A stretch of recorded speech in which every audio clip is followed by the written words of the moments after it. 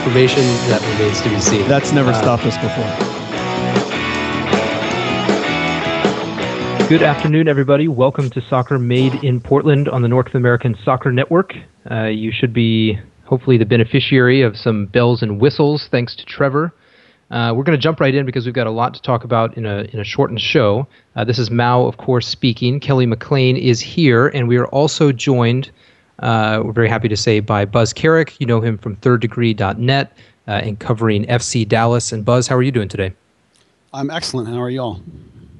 Not too bad. Not too bad. A little bit cooler out here in Oregon than it is down that way by a good 30 to 35 degrees.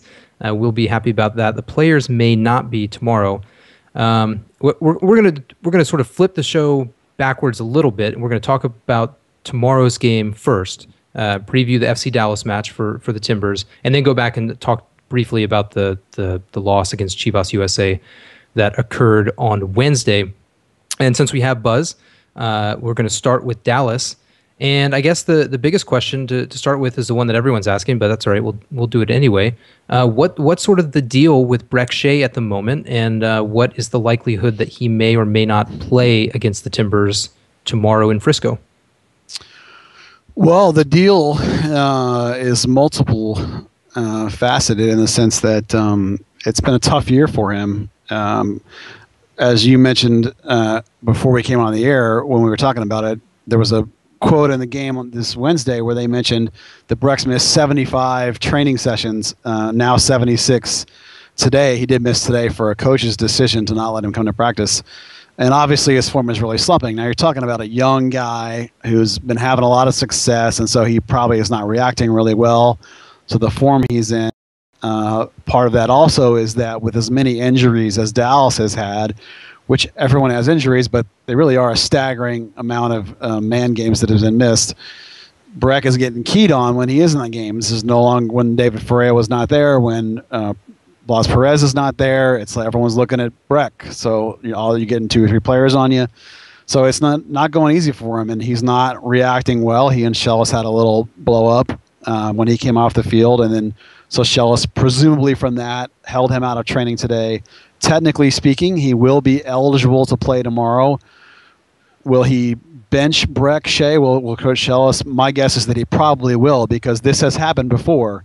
In 2010, there was this incident just like this when Breck came off the field and did not react well, and he and Schellas said something to each other, and Schellas benched him for it. So, he's a young guy. Obviously, things are not going great. I think we don't want to blow it too out of proportion, but yet it is something that's going to be serious enough that I would guess he probably will not start tomorrow. Go ahead, Michael. Well, just as a follow-up to that, I guess my question, and I understand sort of the need to sort of discipline a player, especially given the sort of relationship that Schellas Hyndman has, especially with young players, to sort of lay that down and say this is not acceptable. But yeah, it's not just the general level of injuries. It's the specific absences beyond injuries with, Castillo being out with yellow card suspension, Blas Perez, of course, in Panama because of his father's passing. Is that going to maybe nudge Hyndman to say, well, maybe we actually need him on the field in this specific game? Or is it just, doesn't matter? He may have to. Blas will be back Monday. And Castillo's out, so it's an important question. Ricardo Villar is theoretically available, as far as I know, unless something happened that I'm not aware of. So, there are bodies that can fill in there. Schellas and Shea both went on the record the previous time this happened. Breck saying it was one of the best things that's ever happened to him. Schellas saying he learned a lot from how Shea react in terms of he would apply it in the future. So it may be a case where this is just sort of one of those things where Schellas feels like he has to bench him. Now, I haven't asked Schellas about that. I mean, I don't know how he feels about it, and he probably wouldn't tell me even if I asked him. But it will not shock me to see him sit. It also will not shock me to see him play. I'm sorry, there's not really a better answer for this. Schellas Hyndman, of any coach we've had in Dallas, really plays close to his vest. Will I play a guy? Will I not play a guy based on injury or suspension or mentality or what's going on? What's sort of the attitude around the team right now? I mean, obviously they're tied at the bottom of the standings with Portland. There's Obviously, some issues with Breck Shea and Heineman. I mean, is the locker room fractured? Are things falling apart? Or how's morale in general? Well, one thing it's important to understand about Shellis Hyman is that he always has been a relatively reticent fellow. He's a walk softly, carry a big stick, don't say a lot kind of guy. I mean, he's not a chatty, let's have a meeting and talk about our feelings kind of coach. I mean, he's a black belt kung fu guy who does a demonstration of pain tolerance by taking a kick to the nether regions. So he's not going to be a guy that's going to want to hold somebody's hand when they're in a bad mood. So outside of that sort of mentality that he has, the team in general, I think they look like everybody else does it.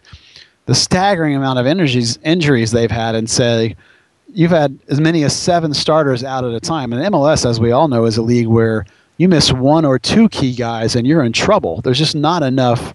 There's so much parity there and not enough depth across the league. So I think there's a huge amount of frustration that their record is really horrible.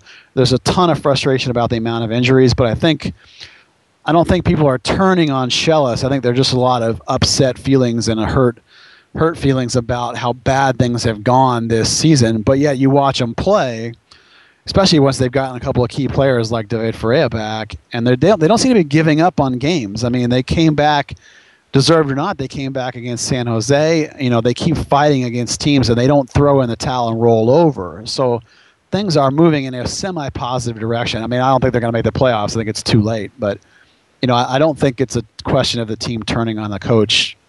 Not yet, anyway. Well, let's talk for a second about probably the newest player in Dallas, and that's Julian de Guzman. What kind of impact does he have on the field, especially when there's a lot of guys out and he's available? Yeah, well, the way Dallas plays with essentially 5 midfielders, Ferreira is sort of a forward, sort of not. They play with a very deep holding midfielder in front of the back 2. That has been, for the last couple of years, Daniel Hernandez. Daniel Hernandez is 36. He's had meniscus surgery after the season the last 2 years in a row. And this season, he's playing with a swollen knee. He's playing hurt. He's playing through pain. And it has definitely limited his mobility, which was probably limited anyway because he's 36. So if you're Shellis Hyman and your team is built the same way and you're used to a certain mentality, you may be thinking to yourself, hey, I need a player in that position. One key thing to understand about that move is that was the first Fernando Clavijo as technical director move. I don't necessarily know that Shellis was that involved in this decision.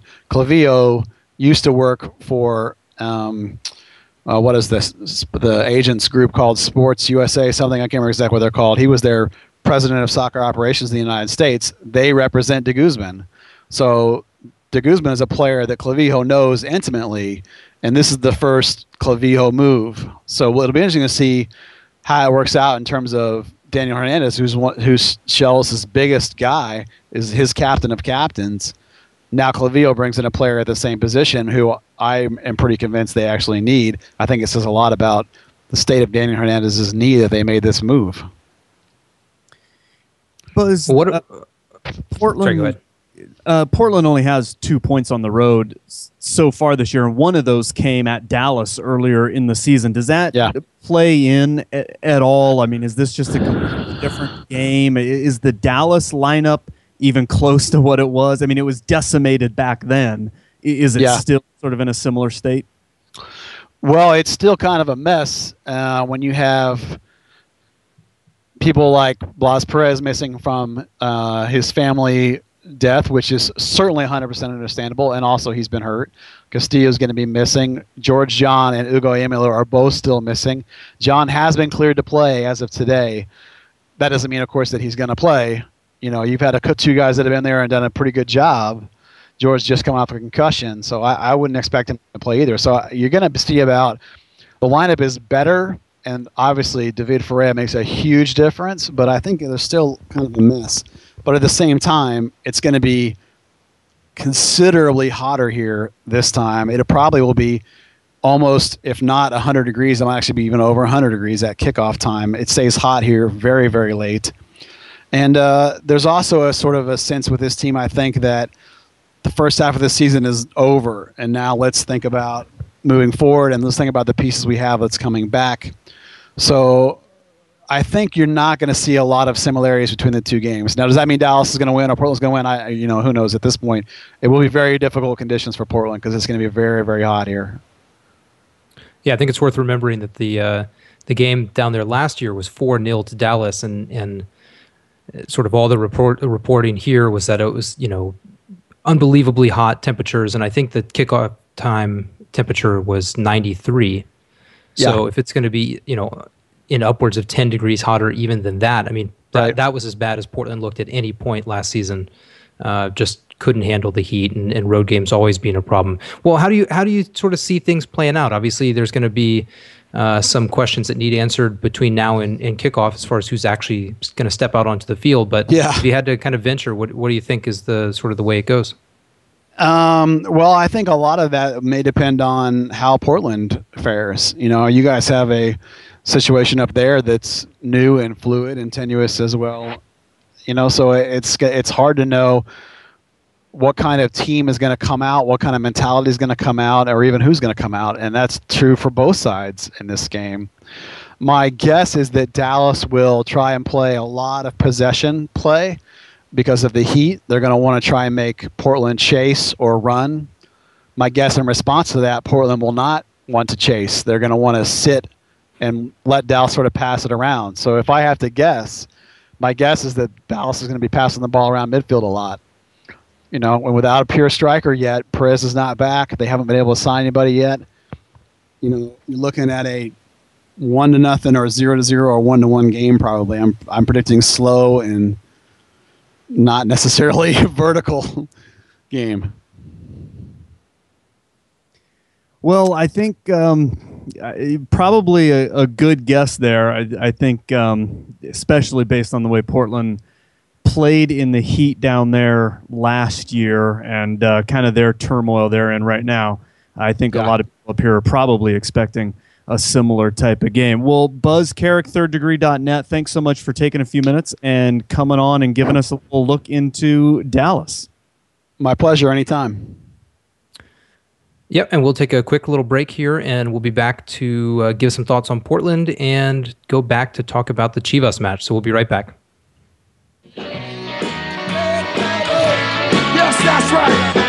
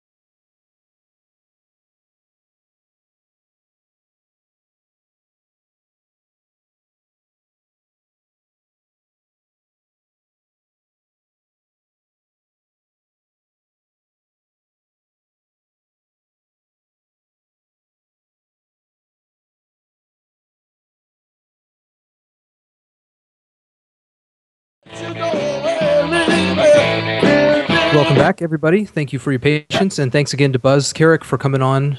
Make sure to check him out at thirddegree.net. It's at thirddegree, I think is the Twitter handle. Lots of good Dallas stuff there. Yeah, I mean, I kind of don't envy him coming on as a guest because, there are so many questions, not just in general, but even just between, the 24 hours between now and kickoff, basically about who's actually going to be on the field. To have any idea of what might actually happen in this game. But Dallas definitely in a weird spot, sort of in a different way than Portland's in a weird spot.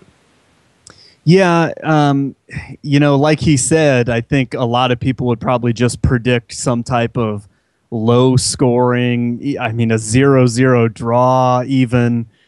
I mean, Portland obviously doesn't play well on the road, and Dallas is, they're tied with them at the bottom of the table, and they've got a lot of player issues with guys being out, and they've got a little drama going on with Breck Shea, so it's going to be hot.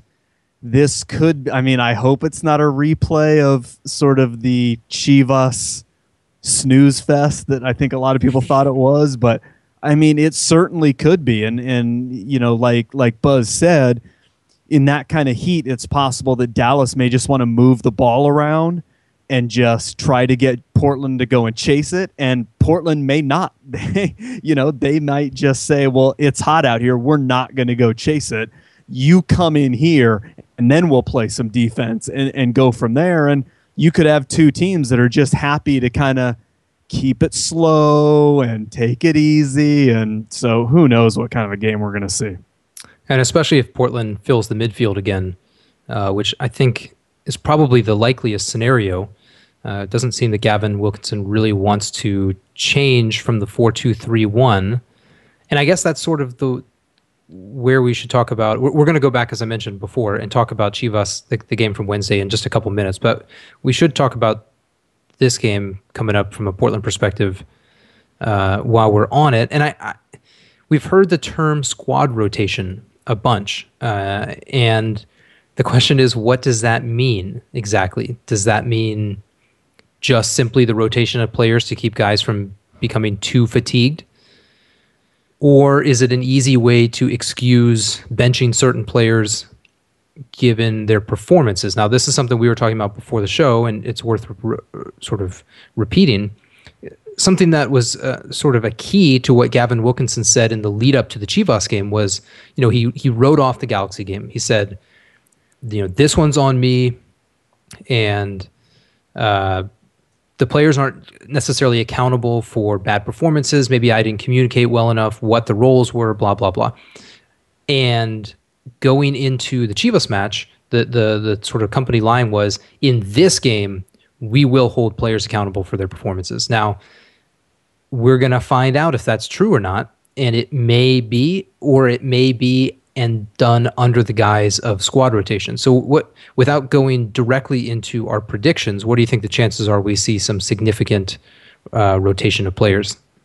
I think we will. And I think, kind of like you said, it's not perhaps the reason that they're going to make some changes, that they can use it as sort of an excuse a little bit. They do have a lot of games in a short amount of time, but it is sort of a built-in, excuse, if you will. You can sort of do what you want and pick and choose a reason at any time. You could say, well, I made this change because of performance.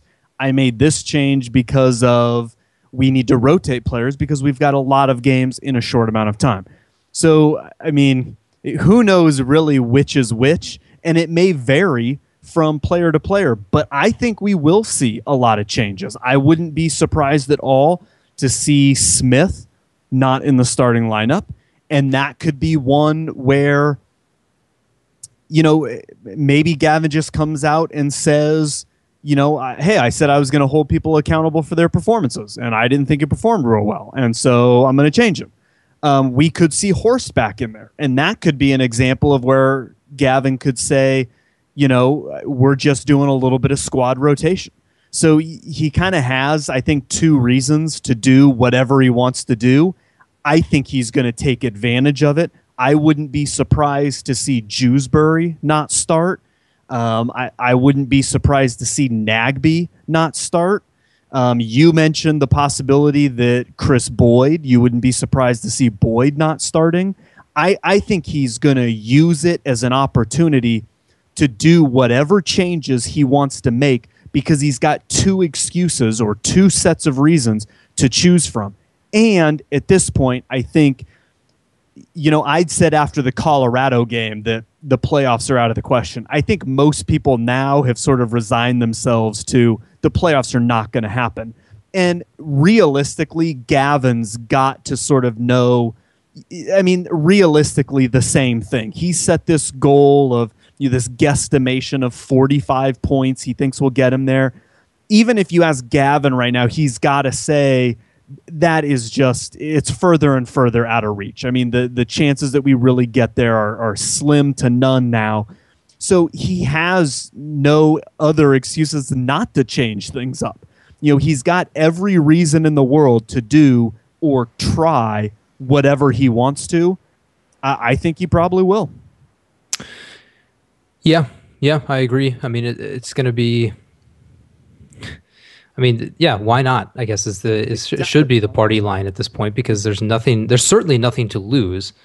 And I know they were going to be somewhat limited by the players who actually made the trip because they didn't come back to Portland after playing in LA. So they will only presumably have the choices of the guys who were already in the 18 in LA. Maybe there's one or two more guys available too. I'm not sure.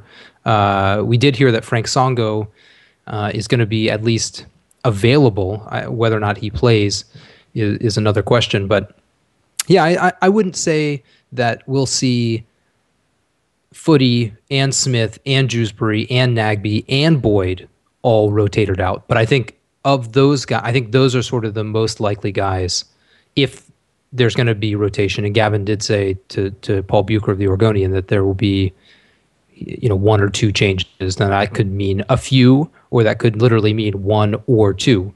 But I think those are probably the likeliest spots to try and get a little something different out of the positions where those guys play without having to disrupt the formation, because I think that seems to be where Gavin's going, is this 4-2-3-1. That gets back to the Chivas game where I predicted that the Timbers would start in a 4-4-2, partly because I thought they should start in a 4-4-2.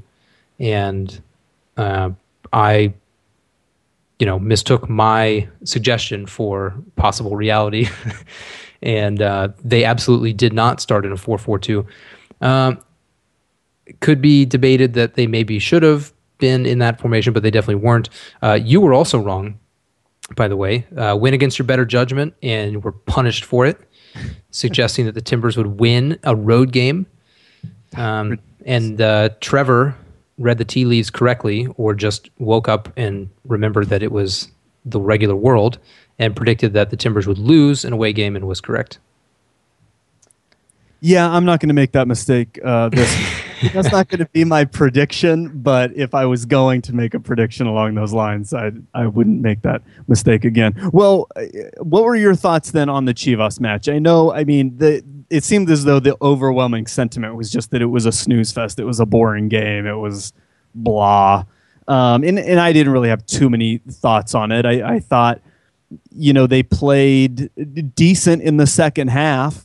But again, as we've seen a number of times, they were unable to actually put the ball in the back of the net. But, I didn't think it was a horrible outing. I think they let in the one goal, which was a monumental mistake by one person and kind of some slight mistakes by two or three other guys.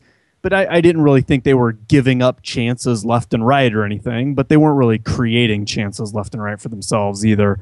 It was just sort of a blah game. I don't know. Did you have any specific thoughts or feelings after that Chivas match? Well, I had one very specific thought and feeling, and that was in regards to the kit choice.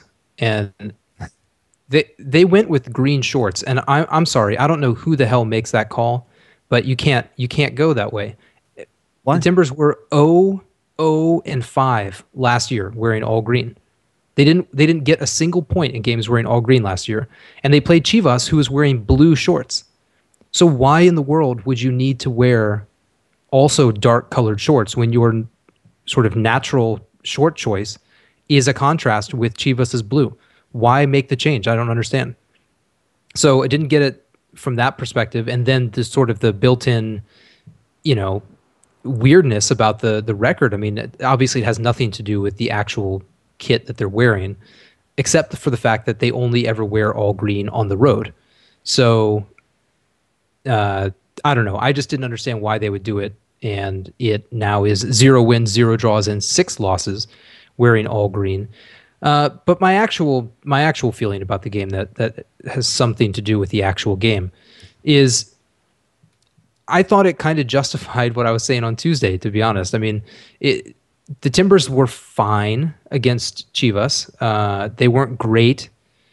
But I thought the sort of the feeling, I'm talking offensively, I think the feeling that people had coming out of the Galaxy game was that, well, there was a defensive catastrophe in a 10-minute period. But if you take that away, well, then the Timbers would have won, because look how they dominated the game. Look how they had all this possession. They had, 60% of possession. They had over 500 passes.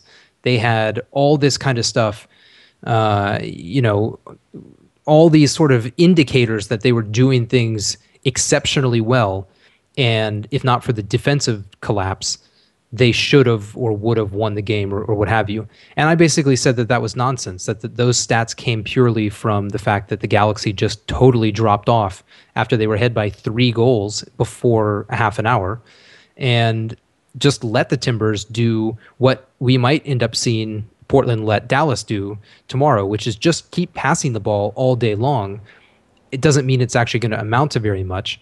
And, if you look back at the Galaxy game, all 3 Timbers goals originated in set pieces. It wasn't from practiced and, patient buildup. I mean, there was a lot of that, but it amounted to nothing. So I thought the Chivas game sort of reinforced the idea that 4-2-3-1 is fine, but it isn't this like wonder drug that makes the Timbers an awesome offensive team all of a sudden.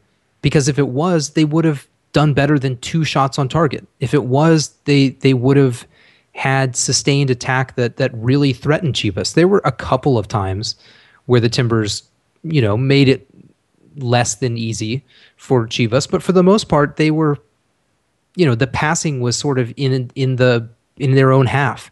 A lot of Jewsbury dropping all the way back, almost like a sweeper, and picking the ball up and making 2 or 3 passes with the back line.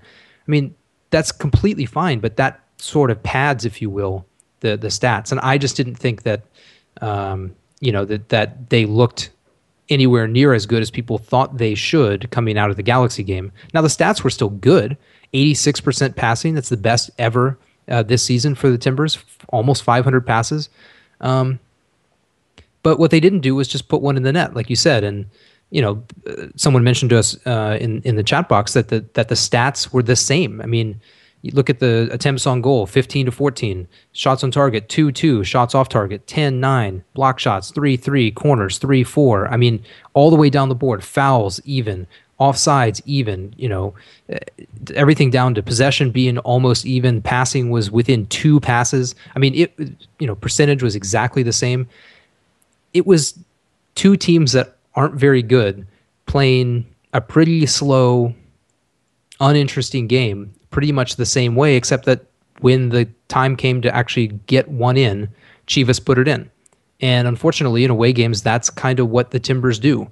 They do some things well sometimes, and they have one or many breakdowns that allow a team who isn't even playing necessarily very well to come away with a win. And ultimately, I think that's what happened. I mean, Chivas was fine. They weren't great. But they got the win because they took advantage of one of the few chances they got, and the Timbers once again didn't. One thing I'm a little interested in is, we finally got to actually go to a training session the other week, and Gavin was really stressing the idea of putting pressure on the ball quickly.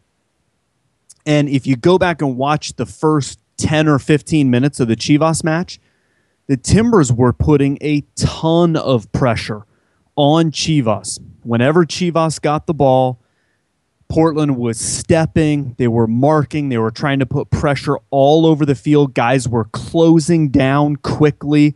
And Chivas did a reasonable job of sort of dealing with it. Portland put them under some pressure and caused them some problems, but Chivas did okay with it. But that really faded off, I thought, as the game went on. But it seemed to be such a big focal point for Gavin that he was stressing. And I think he mentioned it in some of his comments that we've read in the media, in the past week or two, putting a lot of pressure on the ball, trying to create those turnovers. I think it'll be interesting to see how the Timbers come out in Dallas, with the heat. And, if they have that same sort of attitude, or if Gavin, it's sort of an interesting coaching dilemma if you've come in and said, this is one of the things that we need to do because we really haven't been doing it. We're going to stress this every day. But then you say, okay, for this game, we're going to have to take a break from that. So yeah. That's kind of interesting. But that was, I think of all the things in that game, that was one of the things I noticed probably the most, was particularly in that first 5 minutes, is they really were actively closing down Chivas fast and hard and doing everything they could to try to win the ball back quickly. And I'm curious to see, can you even go in to the Dallas match with any kind of notion that you're going to do that again? Or would that just be ridiculous to even think that you could do that? Or, so I'm kind of curious to see how that plays out a little bit. Yeah, I think on some level, I would say it might be sort of similar in the sense that they may try to do that at the outset. I mean, if they're going to set up in the same formation, I really thought that was the wrong formation against Chivas because there was no real reason to pack it in the middle when the key players for Chivas really were out wide. And maybe they ended up being the key players out wide because the Timbers were packing it in the middle. But, with Dallas, I'm not so sure. But when they have the Timbers have Jewsbury and Chara in there, in those defensive midfield roles, they can put a lot of pressure on the other team, coming through the middle. And so I wouldn't be surprised to see Portland try to do that. But my guess is it's either A, not going to work, or B, it's just going to be too hot to really pull it off. I mean, I just don't know they can keep up that kind of a pace and that kind of pressure. It almost seems it would be misguided to even try it, but I don't know how else to combat playing against Dallas as sort of beset with injuries as they are. The guys that they do have out there are talented and skillful, and it would do the Timbers some good to actually try and press them and try and take the ball off them. But yeah, I don't know. I think that the setup is there's no reason not to try to win games on the road anymore, right? I mean, setting up defensively in road games and then still losing just perpetuates the idea that the Timbers can't win, that they try to prevent losing and then they lose anyway. And to me, I don't understand why not just put it out there, try to get an early goal or two, and then sit back if you feel like you need to. But they're going to be dead by the end of the game, so they may as well go for it at the beginning instead of just not go for it and still be tired at the end. But I don't think it's going to happen. As far as we have another question in the chat box, by the way.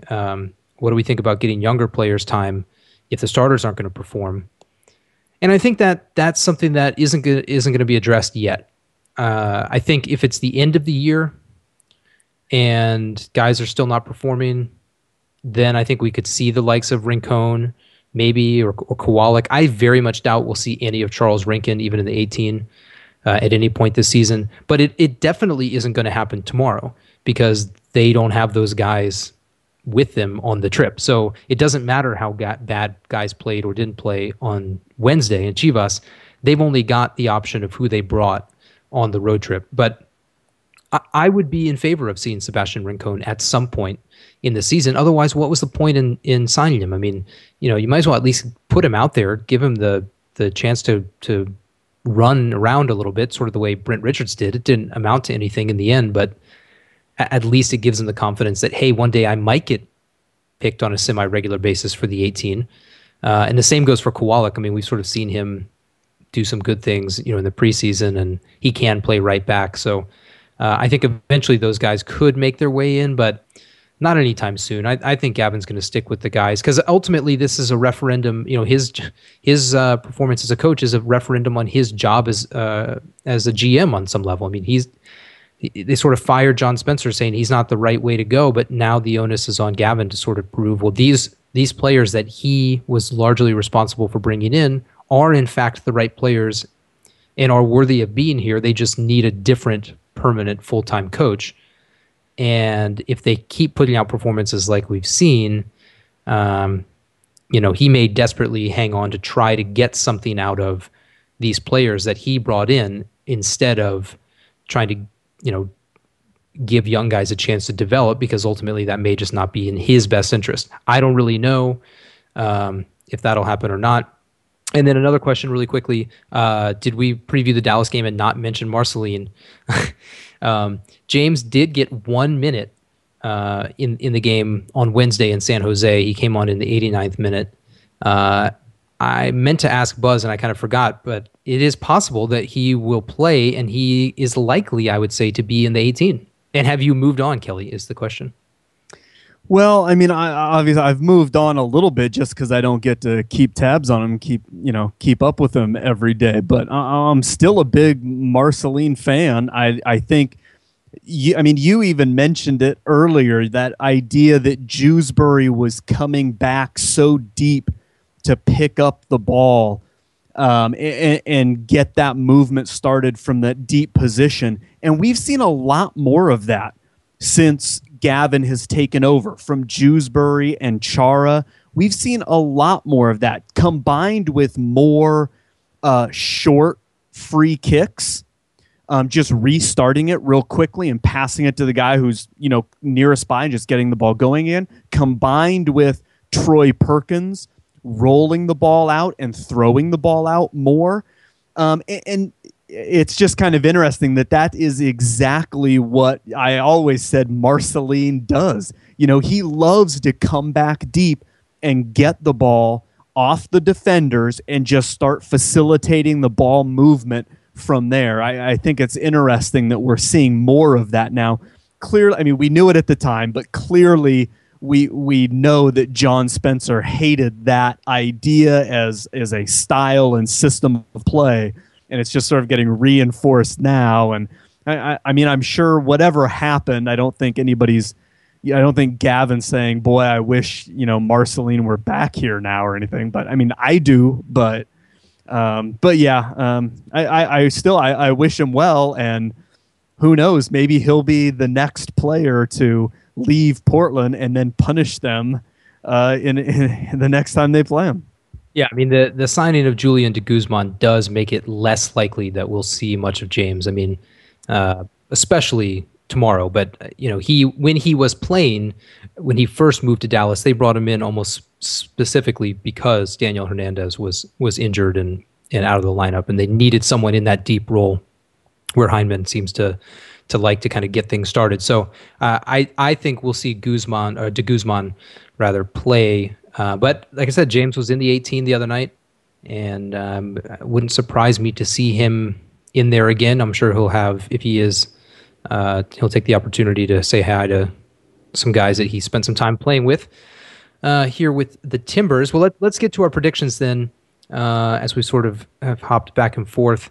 There is a game tomorrow, obviously 6 p.m. in Dallas, and so we both are making predictions that avoid predicting who's going to win or lose.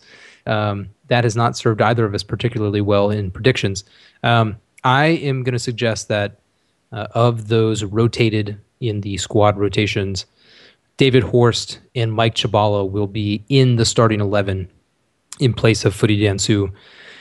And Stephen Smith, and again, possibly for performance reasons. I think you could definitely make an argument that Smith should be out based on performance if indeed players were to be held accountable for their performance against Chivas. But either way, I think Horst and Chabala will be back in the 18 tomorrow in Dallas.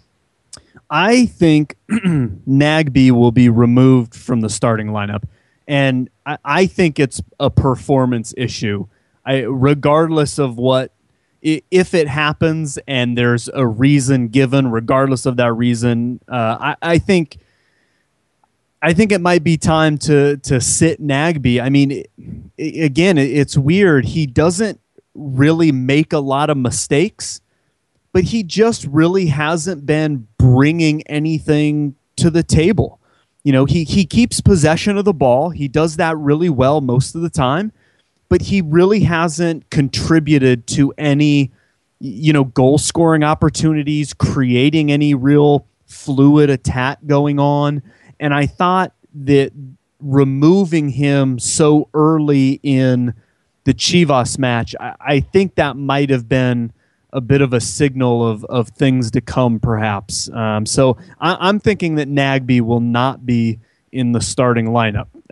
Trevor is going to go with a Timbers draw on the road against, my suggestions. I'm going to warn him against going against that prediction, but he's going to do it. Let me ask you a quick follow-up. If Nagby doesn't start, then who starts in that hole below Boyd / Mwanga / whoever? Who moves there if indeed a 4-2-3-1 is the formation? I think Mwanga. I think what we'll see. I think we'll see.